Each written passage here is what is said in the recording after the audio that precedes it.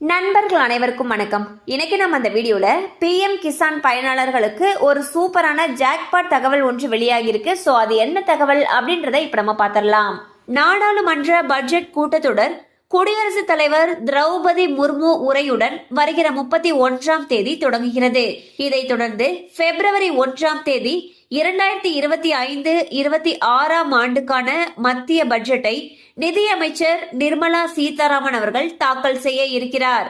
இது நிர்மலா சீதாராமன் தாக்கல் செய்யக்கூடிய 8வது பட்ஜெட் ஆகும். PM கிசான் உதவித்தொகையை இரட்டிப்பாக்க கோரி தற்பொழுது பல்வேறு கோரிக்கைகள் எழுந்துள்ளன. கடந்த ஆண்டு பட்ஜெட்டிலும் PM கிசான் திட்டத்துடைய நிதி உதவி இரட்டிப்பாக்கப்படுமா என்ற எதிர்பார்ப்பு நிலவியது. ஆனால் அது குறித்த அறிவிப்புகள் எதுவும் வெளியாகவில்லை. எனவே இந்த முறை பட்ஜெட் தாக்கல் செய்யப்படும் பொழுது ஆண்டுக்கு 6000 ரூபாய் வழங்கப்படுவதை 12,000 ரூபாயாக மாற்றி அமைத்து வழங்குமாறு நாடாளுமன்ற குழு தலைவர் தலைமையிலான குழு மோடி அரசிடம் பரிந்துரைத்துள்ளது.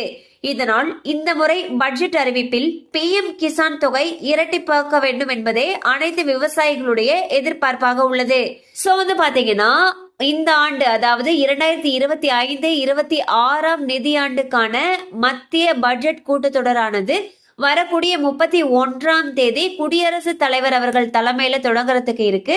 பிப்ரவரி 1ஆம் தேதி மத்திய பட்ஜெட்டை நிதியமைச்சர் நிர்மலா சீதாராமன் அவர்கள் தாக்கல் செய்யறதுக்கு இருக்காரு.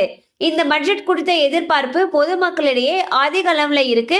குறிப்பா சொல்லணும்னா PM கிசான் உதவி தொகையானது இந்த ஆண்டு பட்ஜெட்ல இரட்டிப்பாக்கப்பட வேண்டும் என்று அனைத்து விவசாயிகளும் எதிர்பார்த்து காத்துக்கிட்டு இருக்காங்க.